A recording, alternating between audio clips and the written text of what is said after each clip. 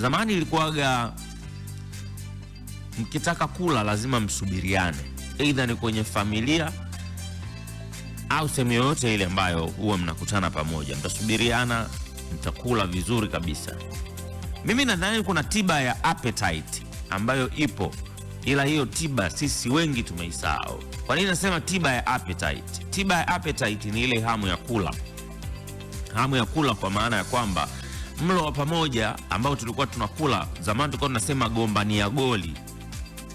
Yaani kitengwa sinia pale, spidi yako ndo mafanikio yako kwenye huo msosi. Mara nyingi watu wengi tulikuwa tunajitahidi sana kula hivyo. Yaani ilikuwa inaleta hamasa kwenye swala zima la kula, mpaka mtu unasema yes, hii nakula hii. Kwa kama ni nyama, wali nyama vinaenda vizuri kabisa kwa sababu ya ile company ambayo ipo.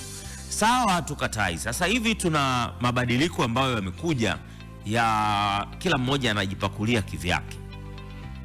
Ndugu zangu, hamuoni kama hiyo imepunguza hamasa ya watu kwenye spidi ya kula au hamu ya kula? Kwa sababu mtu anakula mwenyewe peke yake, hana company. Lakini nachoshukuru Mungu, imeanza kurudi kwa baadhi ya familia ya kwamba wanapenda kula wakiwa pamoja. Nadhani chakula cha pamoja ndio tiba ya appetite. Hata kama kila mmoja anapakua kwenye sahani yake, lakini kula kwa wakati mmoja wote mkiwa pamoja, aidha ni familia ama marafiki, ndugu na jamaa, kunaleta hamasa kubwa sana kuliko hii ya kusema kwamba wewe unakula kwa muda wako wewe mwenyewe. Ndio yale mambo ambayo tunakuta sasa hivi watu wanamwaga sana vyakula.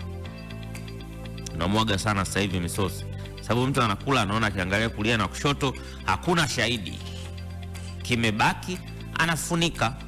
Anaona fresh, nitakula hata baadaye. Hiyo nitakula hata baadaye, matokeo yake anakuta chakula kimeharibika. Kwa kuna baadhi ya vitu ambavyo tulikuwa tunavifanya kwenye kila mmoja kwenye zamani yake, vilikuwa vina faida kubwa sana. Katikati tukaviacha.